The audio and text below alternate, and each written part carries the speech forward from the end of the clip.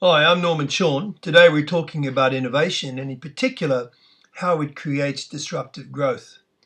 My work in organisation strategy and design has led me to pay particular interest to disruptive growth and the role of innovation. I'm really interested in it because it has the propensity to radically change the rules of the game in a market, and as a consequence, put you in a position of competitive advantage by rearranging the way the game is played such that the things that you bring to the market provide the natural edge. We're particularly interested in disruptive growth in these days for two primary reasons. Firstly, growth is no longer what it used to be. A lot of the conditions of markets and environments have changed, and as a consequence, the factors that were traditionally associated with growth are no longer. And secondly, largely related to the first point, the process of creative destruction seems to be taking place far more quickly. If you look at this table on the left-hand side, we see some of the traditional pathways to competitive advantage and growth, having economies of scale, a broad product range, and the like. And these traditional drivers of growth have largely been destroyed by technology and by the ravages of globalization and the intense competition that this has created. Also, the process of creative destruction, whereby inefficient and organizations and firms that are no longer adding value to the market are destroyed and are then replaced by newer, more creative and more innovative organizations. So we find that the process that we have to go through to find out who we are and where we're going and how do we get there, that whole strategic management process has to occur that much more quickly. And even then, it becomes very difficult to establish competitive advantage. Therefore, the whole interest in disruptive growth has intensified. We recognize three primary sources of this disruptive growth. The first is to compete where no one else competes. So being the creator of a new category, of a new marketplace, offers you a natural competitive advantage because no one else is competing.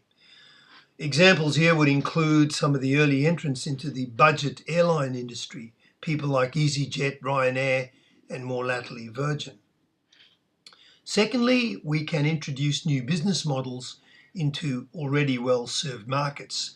This is often achieved by re-engineering, redesigning the supply chain in that particular industry such that we can remove cost and increase the efficiency and convenience by which we actually service our customers.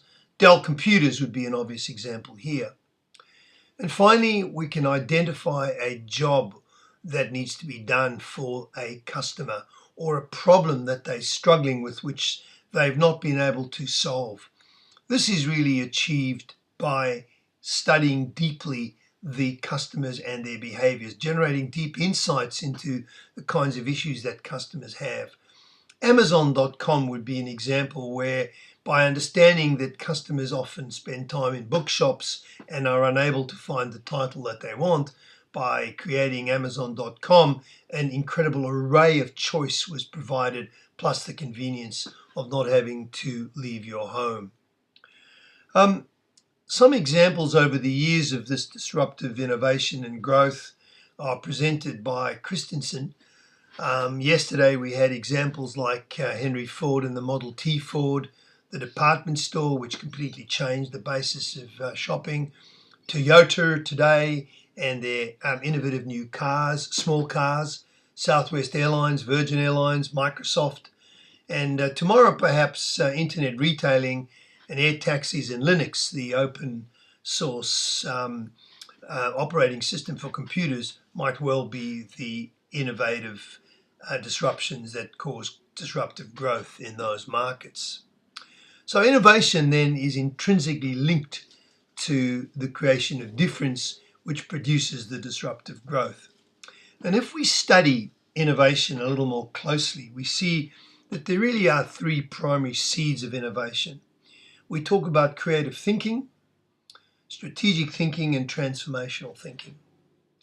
Creative thinking is really about making connections across the organization. It's about moving from brainstorming to real creative thinking processes, and also recognizing that creativity occurs across the organization, and we need to harness the abilities of everyone in order to really promote creative thinking. Strategic thinking, on the other hand, is about viewing the big picture. It's about systems thinking. It's about developing alternative views of the future and recognizing that the firm, and indeed any player, has an opportunity to shape and influence their own future. And the use of techniques like scenario planning and scenario learning really facilitate this form of innovation. And finally, transformational thinking is about recognizing that you as an incumbent are unlikely to envisage the kind of transformation that might be needed. No monarchy will ever foment its own overthrow, as the saying goes, and so the need to bring in outsiders remains ever present. We need to define the markets that we serve by identifying the jobs that should be done, and then shaping clear value propositions around these, giving staff elbow room to use their own creative instincts to guide them. And finally, the act of leadership in this process is to provide air cover to nurture the innovation. So at the end of the day, innovation is a key driver of disruptive growth, but this process has to be led. And importantly, as the leader of the organization, one doesn't have to be the chief creative officer. Indeed, you could lead innovation without being necessarily creative yourself. Thanks very much for listening. I'm Norman Shawn. That's my website address. There are many articles that could be of interest to you if you visit the site. Thank you very much for listening.